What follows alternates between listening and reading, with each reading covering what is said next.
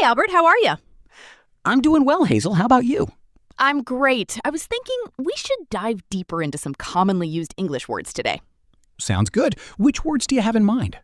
Let's explore be, been, being, and began. They seem simple, but they're actually very important and sometimes confusing. That's true. Many learners mix them up because they come from similar roots but are used differently in sentences. Let's start with be. This is the base form of the verb. It's one of the most important verbs in English. Right. Be is used to describe identity, condition, or existence. It also helps form different tenses.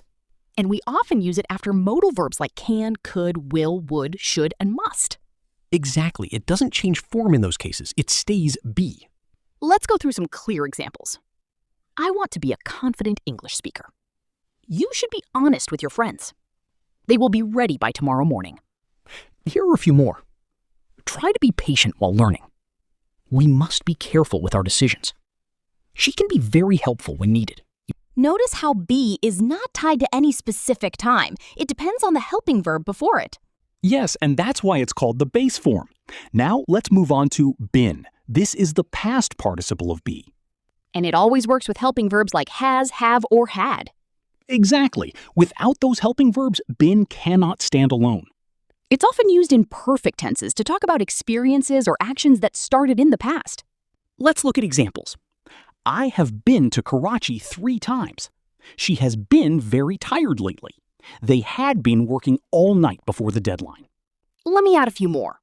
We have been friends for many years. He has been studying English since childhood. The shop had been closed before we arrived. One important thing. Been often connects past actions to the present. Yes, like when you say, I have been busy, it suggests that the situation may still be continuing. That's a key idea for learners to understand. Now let's talk about being. This is the present participle form of be. We use it in continuous tenses and also to describe behavior, especially temporary behavior. Right, it often appears with forms of is, am, are, was, were. Let's look at some examples. He is being very quiet today. She is being polite to everyone. The house is being cleaned right now. And here are more. Why are you being so impatient? The road is being repaired this week. He was being silly during the meeting. Notice something interesting. When we say he is being rude, it means his behavior is temporary. Exactly, but if we say he is rude, that sounds like a permanent trait. That's a very important difference. Also, being is used in passive voice, like the work is being done. Yes, that's a common structure in English. Finally, let's discuss began.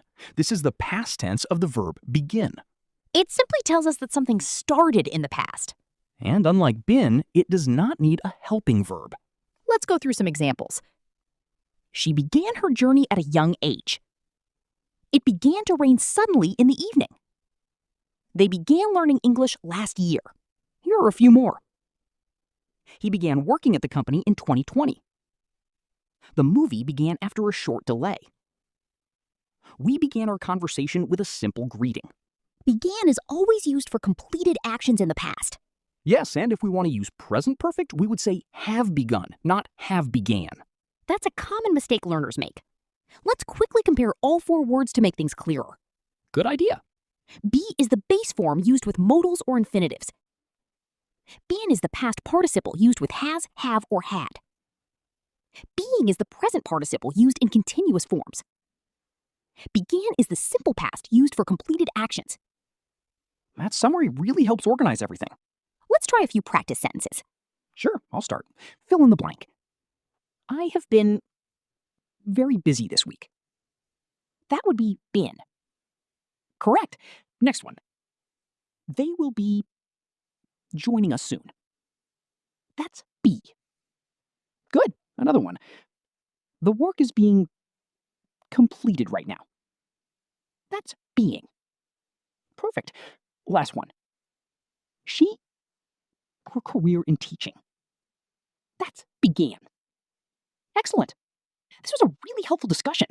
These small words make a big difference in English. Absolutely. Understanding them clearly can improve both speaking and writing. And the best way to master them is through regular practice. Yes, try making your own sentences daily. That's how learning began for all of us, and it continues every day. Well said, Hazel. Thanks, Albert. See you in the next lesson. See ya.